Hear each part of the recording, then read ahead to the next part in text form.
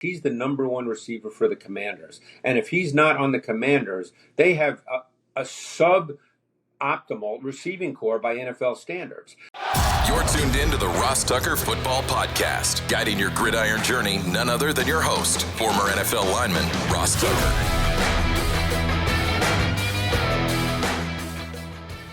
Oh, yeah, it is. But it's not just any Ross Tucker Football Podcast.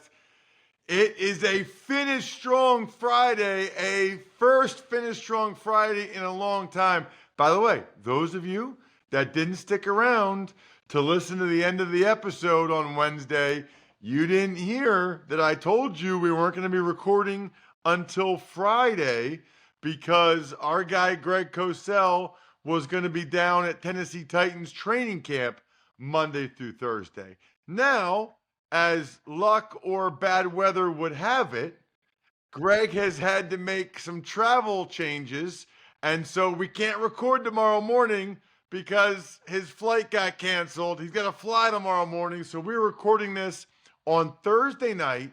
I think the Hall of Fame game just kicked off or is about to kick off, so we won't talk about that. I'll talk about it on Monday if something of consequence happened, but it's a Finish Strong Friday.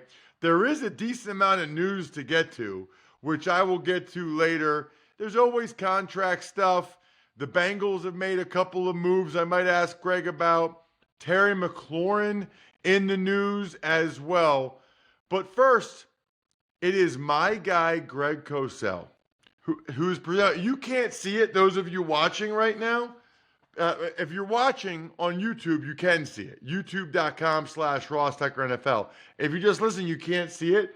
But I have a blue, like Yeti type cup here filled with Liquid Death peach iced tea because A, it's delicious, and B, I wanted a little caffeine before I drive to the Jersey Shore tonight.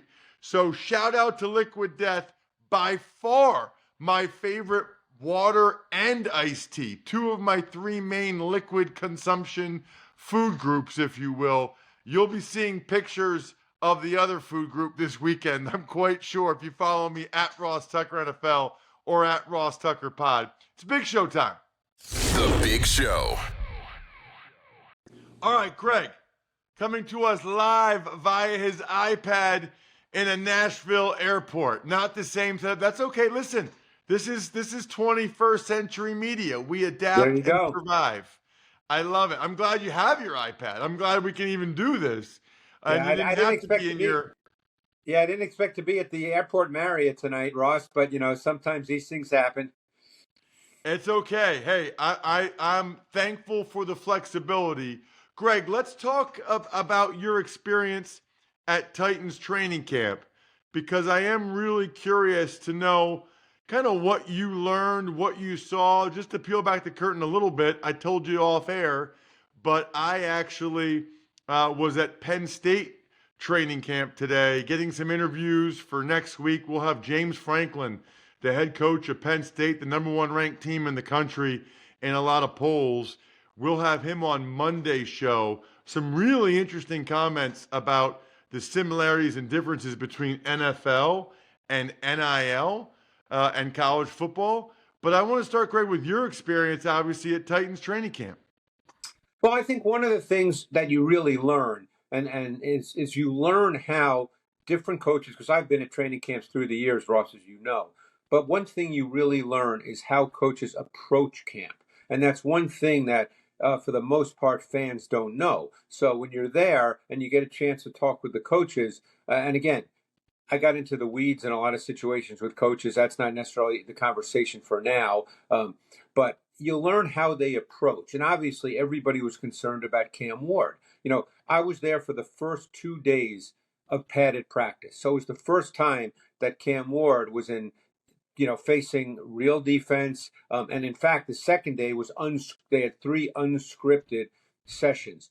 So what that means, so fans can understand that, is the offense doesn't know what the defense is going to call, and the defense doesn't know what the offense is going to call. So essentially, it's a real game for 3 periods. And the one thing that I learned is they want to give Cam Ward as much as possible and make it as tough as possible on him as early as possible in camp. So you're going to see ups and downs, and they know that. They want that. One of the phrases I heard from a coach, an offensive coach, was that for Cam Ward, what this training camp is going to be about is failing and learning. That's the way they see this camp. Because if you look at their first 4 games, they open at Denver. Then they play the Rams at home. I think they have Indy week 3, but then they're at Houston. So at least 3 of those 4, let's leave Indy out for the moment. There's some changes there. But 3 of those 4, they're playing really difficult defenses that are all different. And the other thing to keep in mind is Denard Wilson is the defensive coordinator for the Titans, and he has a ton of pressure schemes. And they want to see Cam Ward deal with all that stuff as early as possible. So for the people who watch and sit there and say, oh, well, Cam Ward only completed, 7 out of 15, or the people that go, guy had a great day because he completed 13 out of 15, that's not even relevant in the coach's thinking. That doesn't mean anything to them whatsoever as they evaluate Cam Ward and the process of getting him ready to play. Greg, we could do the whole episode off of this because there's so many interesting aspects of it. The reality is, okay, when you see things for the first time, you're going to make mistakes sometimes. Correct. Not always. You might nail it the first time, but you're going to make mistakes. The sooner he makes those mistakes, if he's the type of guy that doesn't make the same mistake twice, the further along they are. And they'd rather have him be making those mistakes in practice because he sure as heck is going to get all this stuff thrown to him the first few games. Yeah.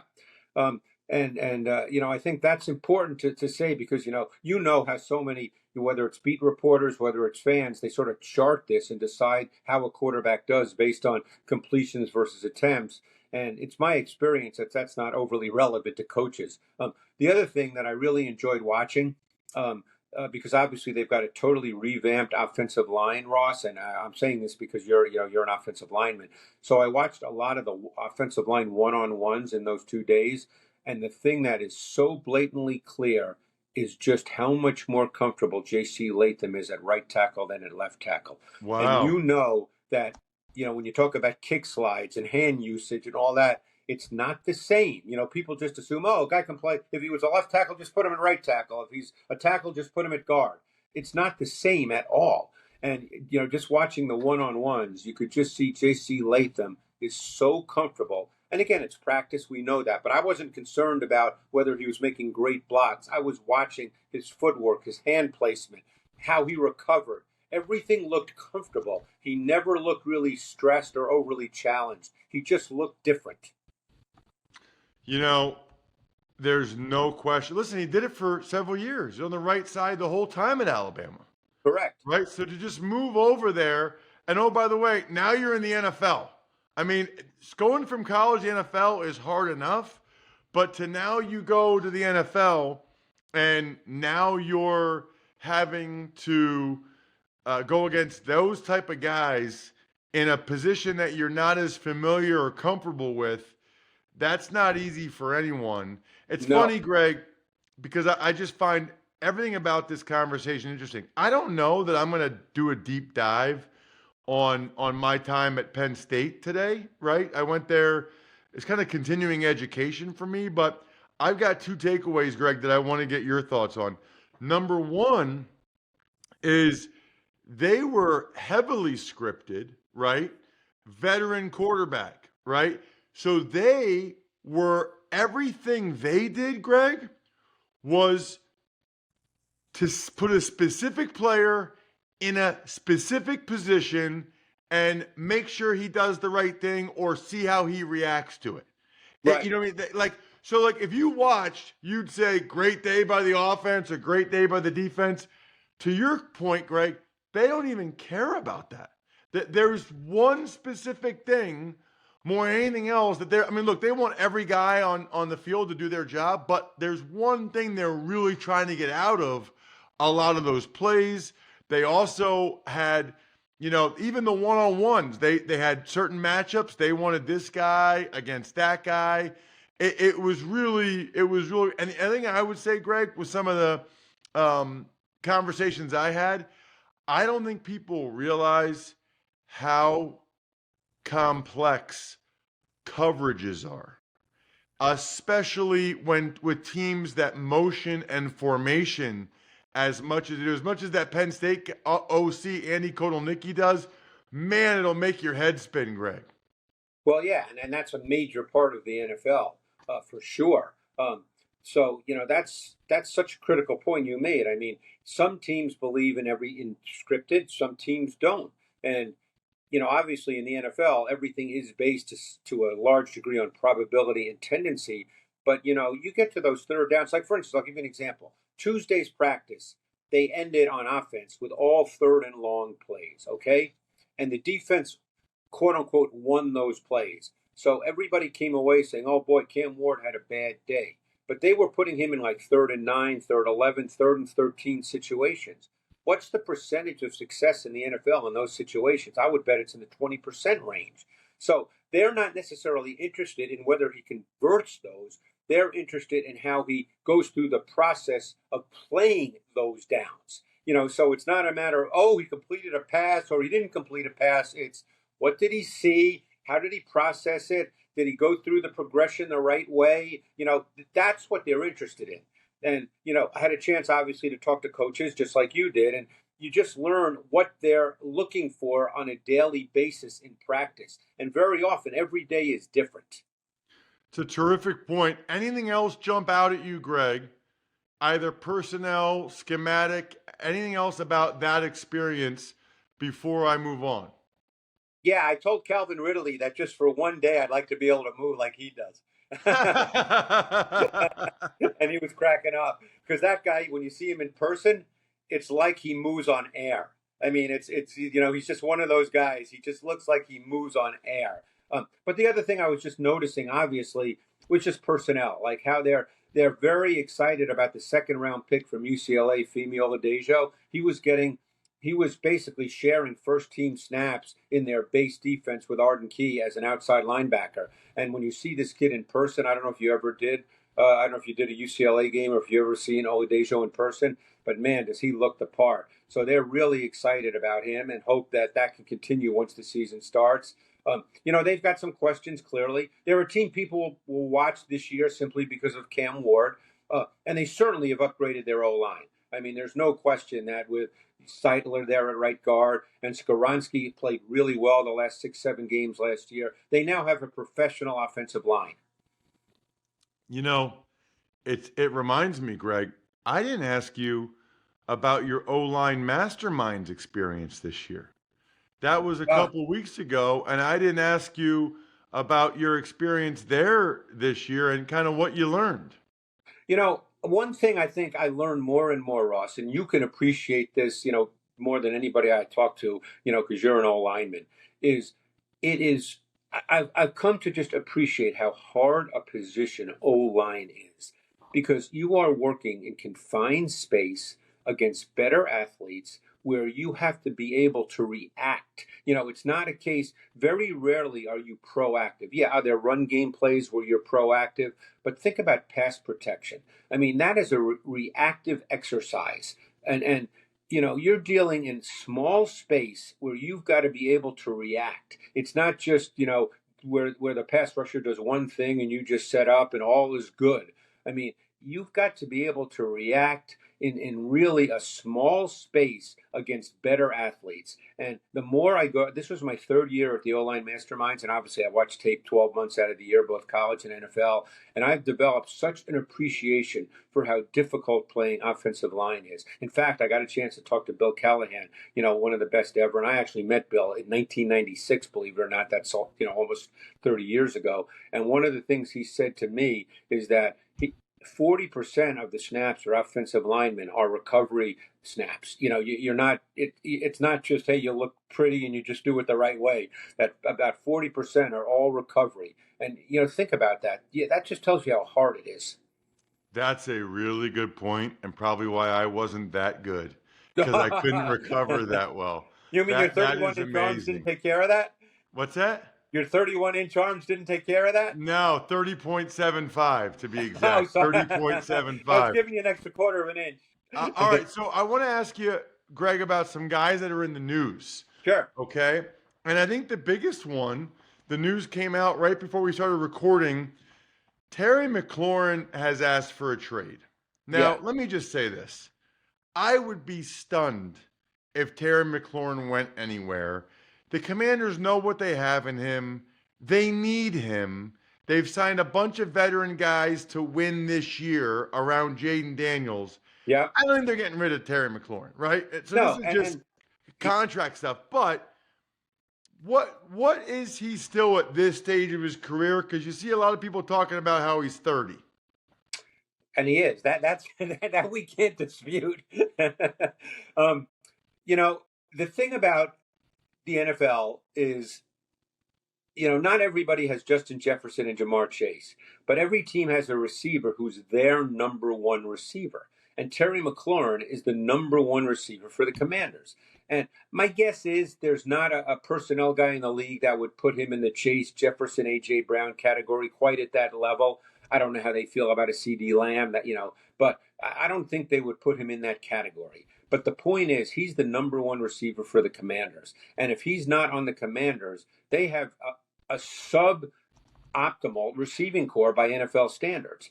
I'm sure because this is, in a sense, his last payday, he wants money equivalent to what those guys get.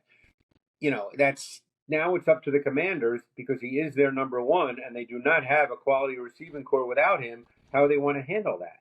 But, a lot of people saying, well, he's got the leverage. Well, I never get into all that, but the point is he's not going to sit the season out. He's 30 years old. So, we'll see what happens, but he's a very good receiver, and he's clearly their number one guy, and they need him on the roster. Yeah, they'll figure this out one way or the other, but right now they're frustrated. I'm sure both sides are and are not budging. It's interesting, Greg, this isn't like huge news, but I find it fascinating that the Cincinnati Bengals are signing Noah Fant at tight end. They just paid huge money to Jamar Chase and T. Higgins. Right. I thought they had a number 3 receiver in Yossi Vash that they liked. They paid Mike Gesicki. So explain this to me, Greg. Is it a lot of 12 personnel? What? And I don't know how much Noah Fant's getting, and maybe it's not much. Maybe he just wanted to play for the Bengals. I don't know. But there's got to be people in Cincinnati saying, our defense stunk last year. We're not paying our best defensive player by far. He's sitting on the stands, on the sideline. He's but holding we're going to bring in Noah Fant? Yeah, and I didn't see what the numbers were. I don't know if that was reported. I'm sure it was somewhere. I didn't see it. Obviously, I've been focused being in Tennessee. But you're right. You make a great point. I mean, is Noah Fant a certain kind of player, and he's good at that? He has some vertical ability for a tight end. Yeah, can he help you? Particularly if you're in 12 personnel, sure, he can. And maybe they were not comfortable with Yoshivas as their number 3, and maybe they see themselves being more of a 12 personnel team this year. We don't know any of that. That's what training camp obviously is for, and we won't really find that out in any detail till week 1.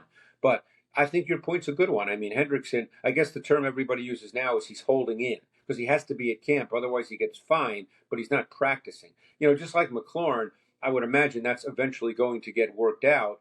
But, the money situation is always delicate because he just saw what Garrett got, what T.J. Watt got. I mean, guys, when you look at the production that Hendrickson has had over the last number of years, we can start debating traits. But the reality is his production has been right at the same level as those guys.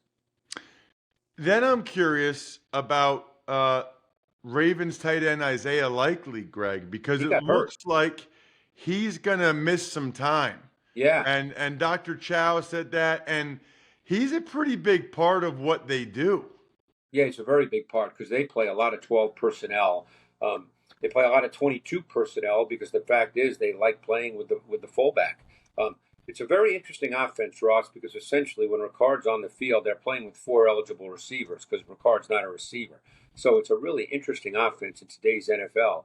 But Likely's a big part of what they do. And again, I didn't see all the medicals on it, but you're right. It sounds like he's not going to be back for week 1. We'll see how long that goes. So, the question is that going to change their personnel package? And if it changes your personnel package, it changes the way Todd Monken calls a game, because there's a whole difference between how you approach what you call out of 12 personnel and how what you call 11 personnel with 3 wide receivers on the field. So that I will be anxious to see once the season starts. It's a terrific point. The season does not start tonight. It's a preseason game, but we at least will have some football to talk about next week. And there's a whole lot of – I could have asked you about Cortland Sutton. Could have asked you – the Dolphins are losing cornerbacks now. Cater Kohu's out for the year. That's an ugly, ugly situation. But, Greg, we ran out of time. I got to get to the news. You are the man. Thanks so much for coming on the show. Check him out on social media at Greg Cosell. Really appreciate it. Thanks, Ross. Appreciate it. All right, let's dive into the news. But first, I don't know what beer some of you guys drink, but do they give you free merch just for drinking their beer? They probably don't, which is probably why, if you haven't already, you need to switch to Labatt Blue Light. If you can't tell me it's not the tastiest light beer. It is.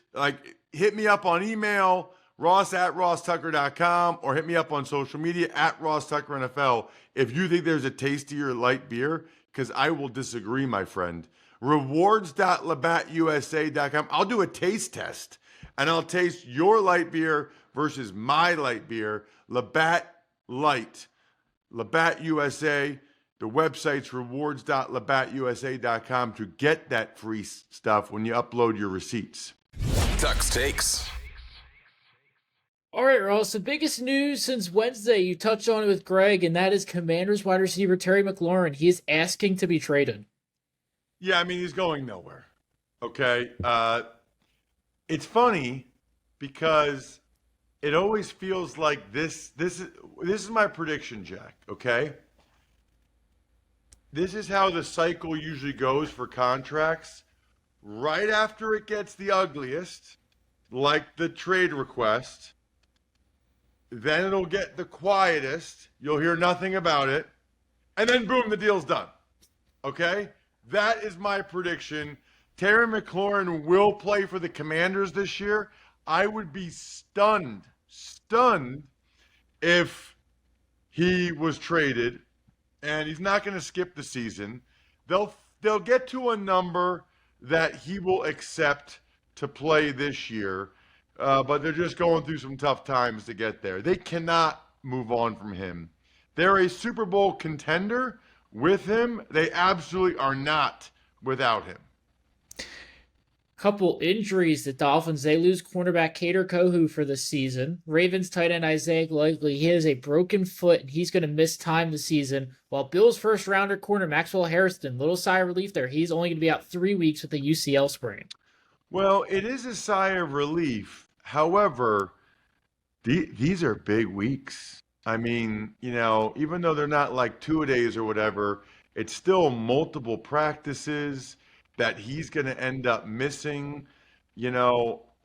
every day. It's like a walkthrough and a practice.